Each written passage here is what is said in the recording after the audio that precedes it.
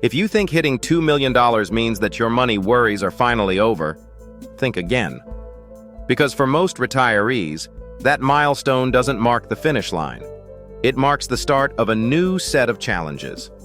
So, you did it. You saved $2 million for retirement. You planned carefully, invested wisely, and did everything right on paper. Everyone around you says that you're set for life. But something unexpected happens. You don't feel free. You still hesitate before booking the trip, helping family, or making those home improvements. And here's the paradox. Many retirees who reach this point actually end retirement with significantly larger portfolios than what they started with. And not because they crushed the market or found some secret trading strategy, but because they were simply too afraid to spend. Essentially, they were wealthier on paper at the end of their plan, but much poorer in experience. If you're feeling this, you are not alone. Fear doesn't disappear once you hit your number. It just changes shape. And today, we're going to break down that paradox.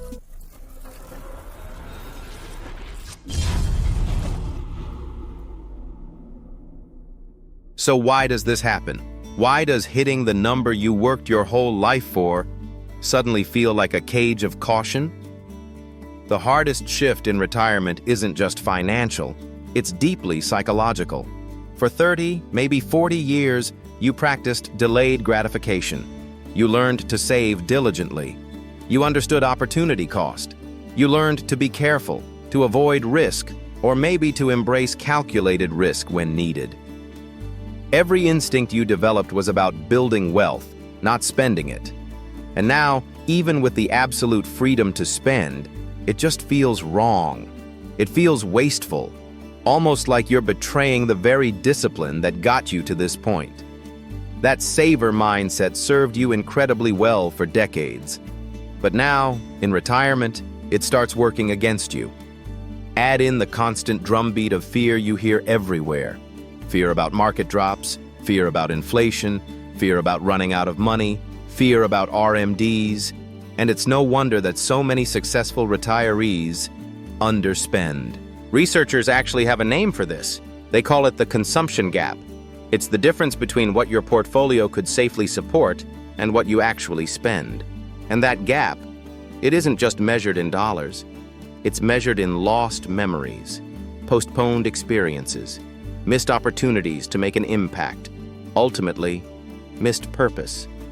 But what if I told you that the math, the hard data, actually gives you permission to close that gap?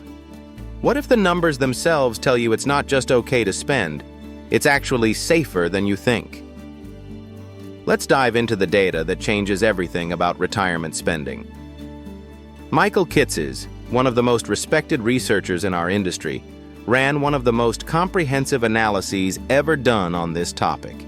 He didn't just look at the last 30 years.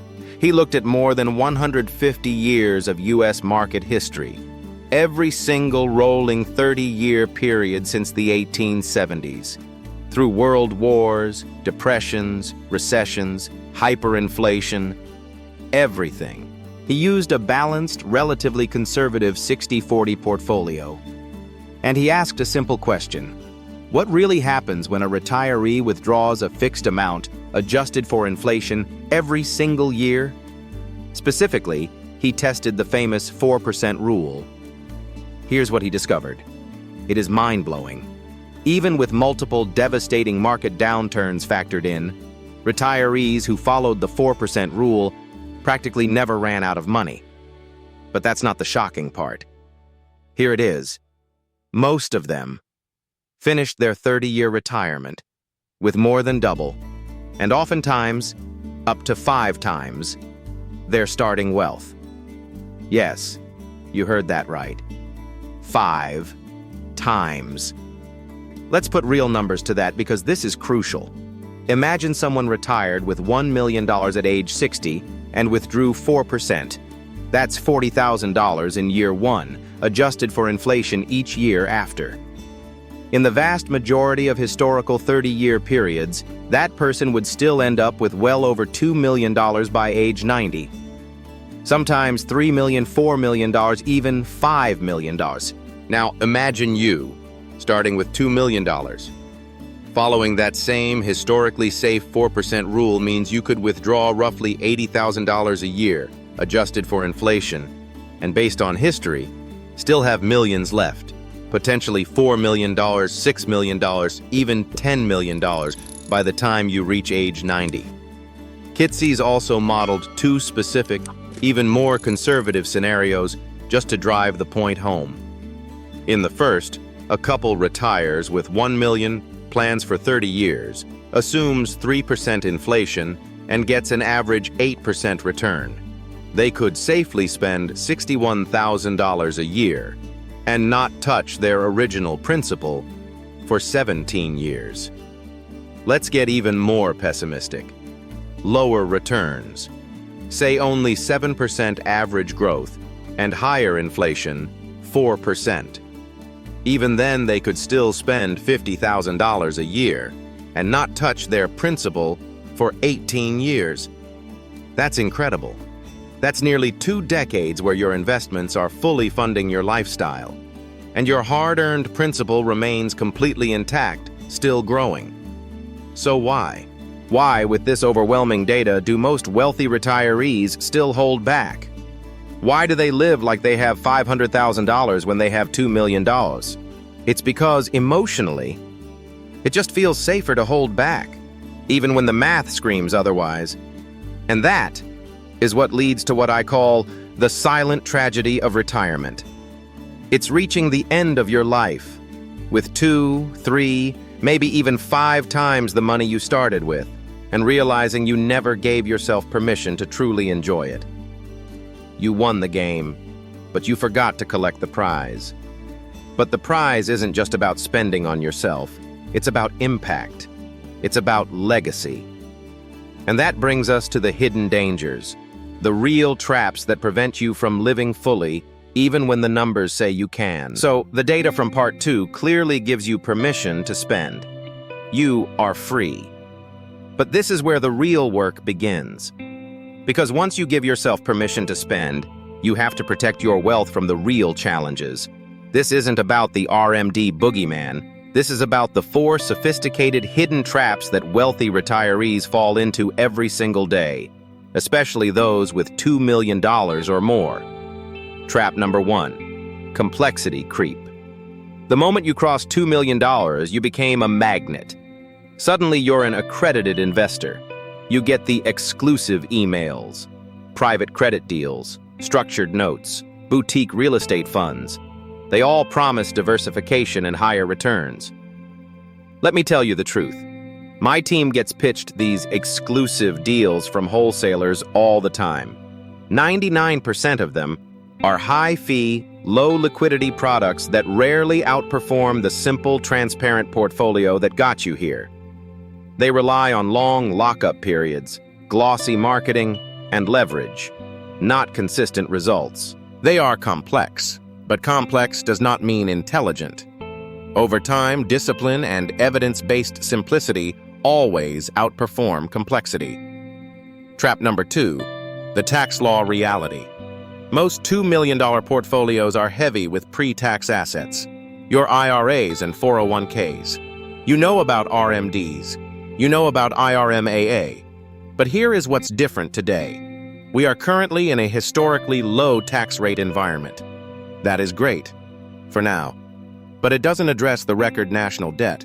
Those rates are unlikely to last. It is highly probable that tax rates will be significantly higher in the next 5 to 10 years. The trap isn't your RMD today.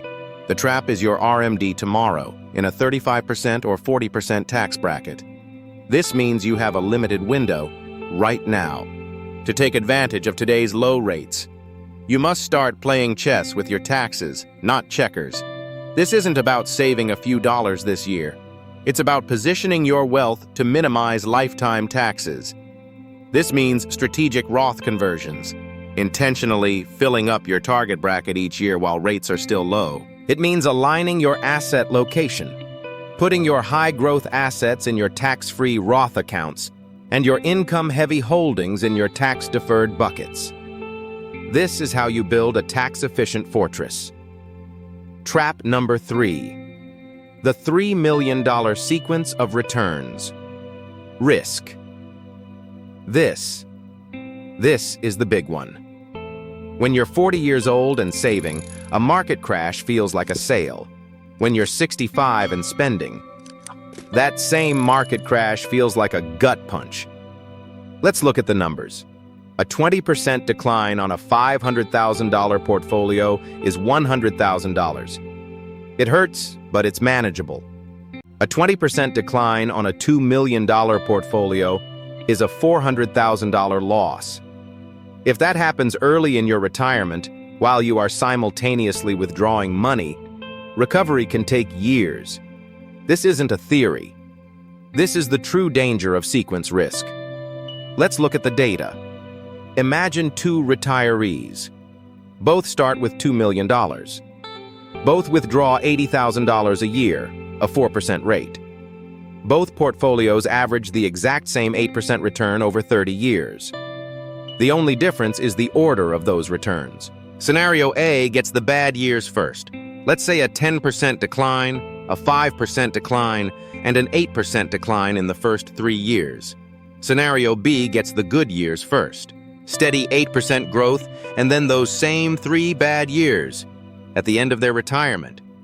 Same money, same withdrawal, same average return. After 30 years, Scenario A, bad years first, ends with 2.9 million. Scenario B, good years first, ends with nearly $5.9 million. That is a $3 million difference, simply because one investor's losses came early instead of late. That is the true danger of sequence risk. The fix is to build guardrails. A 3-bucket system. Bucket 1. 2 to 3 years of your expenses in cash or short-term bonds. This is your buffer. Bucket 2. Income-producing investments for the next 5 to 7 years. Bucket 3. Long-term growth assets for compounding. This framework gives you spending confidence. When the market is down, you pull from Bucket 1 and let your growth assets recover. You're not forced to sell low. This system replaces anxiety with a process. Trap number 4. Wealth without purpose. This, in my opinion, is the most important trap of all. At $2 million, your portfolio will likely outlive you. But without intentional planning, that wealth can and likely will vanish. The statistics are sobering. Roughly 70% of family wealth disappears by the 2nd generation, and 90% is gone by the 3rd generation. By the time your grandkids are adults, 90% of the time, the wealth you worked your entire life to build is completely gone. And that's not because of bad markets. It's because families rarely talk about money until it's too late. You must start by defining your purpose. Who is this money really for? What kind of impact do you want to have with your wealth? We suggest holding family meetings, not to just share the numbers, but to share your values. Explain the why behind your plan. What sacrifices went into building it? What principles do you want them to carry forward? These conversations prevent the misunderstandings that destroy wealth faster than any market crash. From there, you build structure. You can set up a donor-advised fund, making generosity a consistent part of your family's culture. You can work with an estate team to design the right trusts. Legacy planning isn't about control. It's about continuity. Wealth without purpose fades, but wealth with intention lasts for generations. So, let's bring this all together. A $2 million portfolio, when it's structured the right way, can sustainably support an $80,000 per year withdrawal, and that's before Social Security or pensions are factored in. With smart tax coordination and guardrails in place, many retirees can comfortably spend $100,000 a year or more, especially in the early years. But the point I'm trying to get across is that this isn't just about math. It's about meaning. You didn't spend decades building wealth just to stare at your balance sheet. You built it to live with purpose. Most people spend their retirement searching for the perfect portfolio, but peace of mind doesn't come from a product. It comes from a process that tells you how much to spend, a process that tells you when to adjust, and a process that proves your plan still works, even when the market doesn't. When times are good, you enjoy your portfolio. When times are tough, you trust your plan. That is what true confidence looks like. If you found this video helpful and it gave you a new perspective, do me a favor and hit the like button and subscribe. That way, you won't miss out on our next video. And I have one more challenge for you. Click the video on your screen right now. It reveals the other major trap we discussed today, the RMD tax trap, and shows you exactly how to build a fortress around your IRA. Don't stop here. You've done the hard part. Now it's time to enjoy it. I'm Kurt Suppley from XRP Today USA. Thanks for watching.